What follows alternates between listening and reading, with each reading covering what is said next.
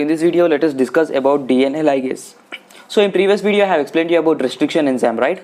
So if you watch that video, then you can understand the concept of the restriction enzyme, where it starts dividing the single strand into two separate strands, right? It will separate the strands, it cleaves the single strand to form two separated strands.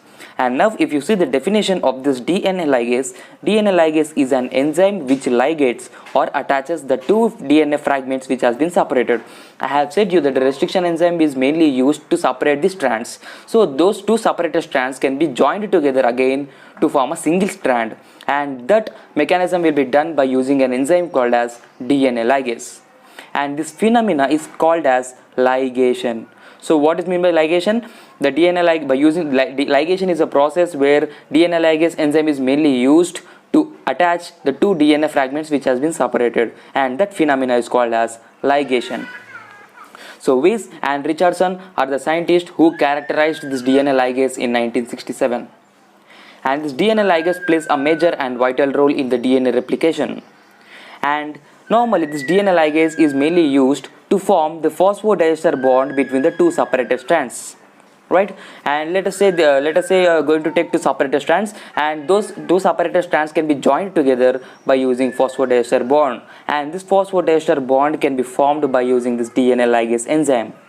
So there is a big mechanism which is present behind this performance of the DNA ligase, and that will be explained you in the later in the diagrammatic form. And for the formation of this phosphodiester bond, this DNA ligase enzyme uses ATP as well as the NAD+. You know, this ATP as well as NAD+ are highly required for the performance of this DNA ligase to form the phosphodiester bond between the two strands. And normally, coming to the types of this DNA ligase, T4 DNA ligase as well as the E. coli DNA ligase are used. Normally these are the types of DNA ligase, and highly used is T4 DNA ligase. That's nothing but this is a DNA ligase which has been obtained from the T4 bacteriophage, right? And now this DNA ligase will create a phosphodiester bond between 5' phosphate end and 3' OH terminals of the DNA. So if you see the strand, this is one of the strand of the DNA, and this is another strand. So together form the double stranded DNA. And now this is the strand which has been separated, and here this will be the 3' end, this will be the 5' end. Because why it is called as a 3' end? Because it starts from the 5' end, so you can call it as a 3' end which has been separated. So I have said you that 3' is nothing but the OH hydroxyl group which consists of hydroxyl terminal, whereas in the 5' end it consists of the phosphate group.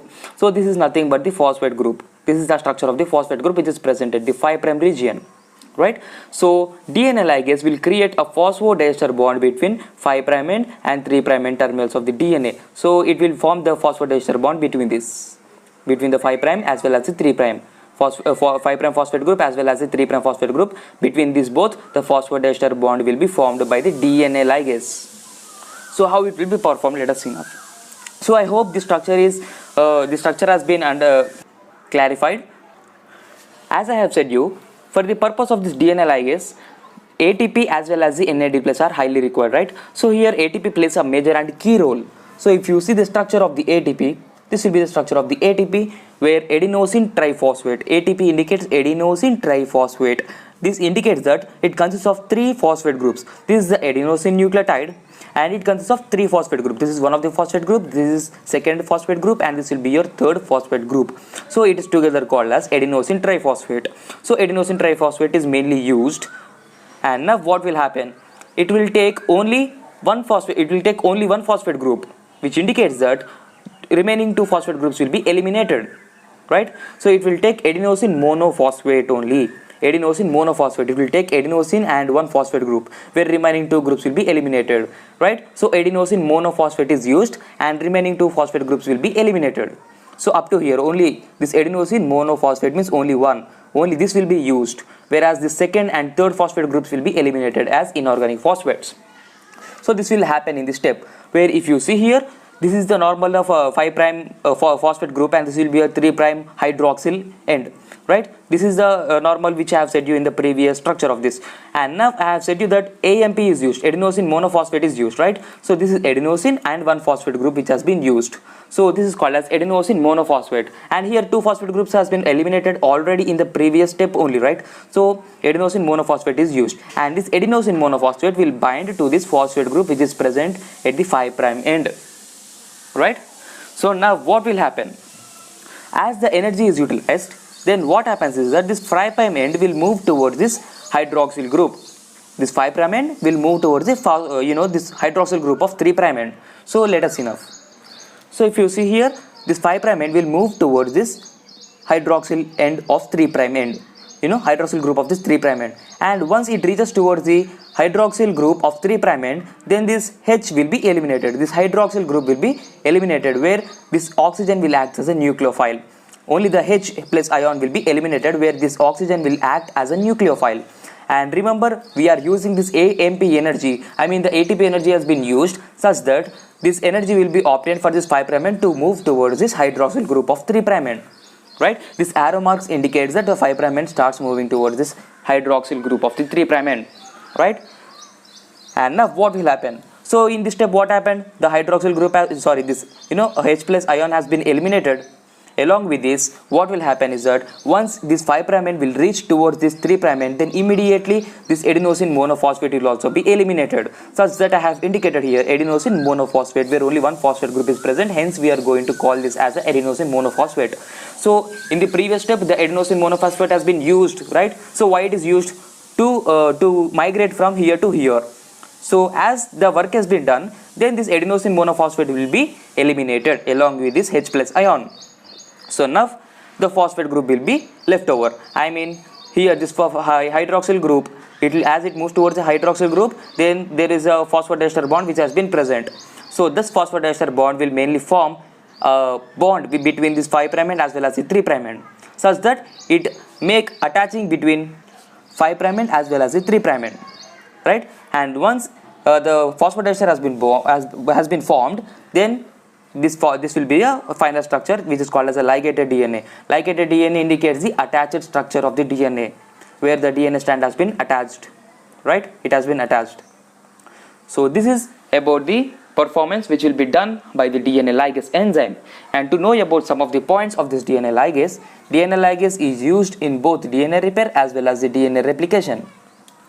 And the DNA ligase has wide use in molecular biology laboratories for rDNA experiments like gene cloning. So if you see my previous videos of rDNA technology, you can understand how this DNA ligase enzyme is used in the gene cloning process. So the link will be given in the description box of rDNA technology. So by using that link, you can watch that video. So such that you can understand the concept of this DNA ligase and why it is used in this rDNA technology. And normally I have said you that there will be 2 types of DNA ligase, like T4 DNA ligase as well as the E. coli DNA ligase. So T4 DNA ligase is highly used, I have said you. So this T4 DNA ligase can attach the 2 strands, either it may be cohesive ends or blunt ends. Cohesive ends are nothing but, which I have said you in the previous video of restriction enzyme, cohesive ends are nothing but the sticky ends, whereas these blunt ends are nothing but these are the ends nothing which are called as blunt ends. And the sticky ends are nothing but, if you see the previous video of if you see the previous video of restriction endonuclease enzyme, then you can understand the concept of this cohesive ends. That's nothing but the sticky ends. And the DNA ligase enzyme is stable and active at much high temperatures than conventional DNA ligase. For if you see at the 65 degrees Celsius, its half-life period will be 48 hours. So this will be about your DNA ligase enzyme. And if you like my explanation, do like and subscribe. And if you have any doubts regarding this video, you can comment in the comment box and the doubt will be clarified. Thank you. Don't forget to subscribe my channel.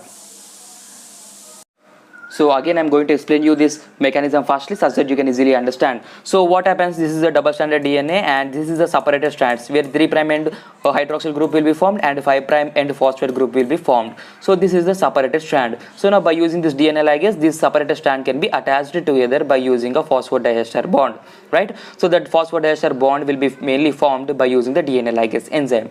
So it requires ATP, I have said you. So this will be the structure of the ATP. ATP means adenosine triphosphate, where it consists of 3 phosphate groups. So this is first phosphate group, this will be the second, this will be the third phosphate group. Hence it forms together a adenosine triphosphate. And now as it utilizes this ATP, and only one phosphate group will be utilized along with this adenosine, such that AMP, adenosine monophosphate, only this will be used, whereas the two phosphates will be eliminated out as the inorganic phosphates. So second and third inorganic phosphates will be eliminated out, where only one phosphate group along with this adenosine, which is together form as a adenosine monophosphate, will be used, right? And now if you see the mechanism properly, this is the adenosine monophosphate structure which has been used, where only it consists of one phosphate group. So that adenosine monophosphate will attach towards the 5' phosphate group. So this is a 5' phosphate, right? And this 5' phosphate will be attached with this adenosine monophosphate, which has been utilized from this adenosine triphosphate in the previous step, right? So this is your 3' OH group. And now what happens?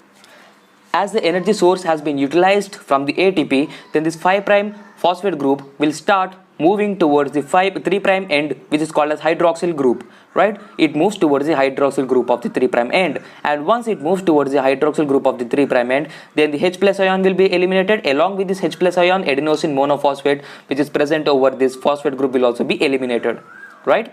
So as it moves towards the 3' end, this adenosine monophosphate along with this H+ ion will be eliminated out. And in the next step, there will be a formation of the phosphodiester bond, and as there is a formation of the phosphodiester bond, then it forms a structure like this, which is called as a ligated DNA. So why it is called as ligated DNA? Because the strand has been joined, it has been it has been attached, hence it is called as a ligated DNA. So this will be about the mechanism.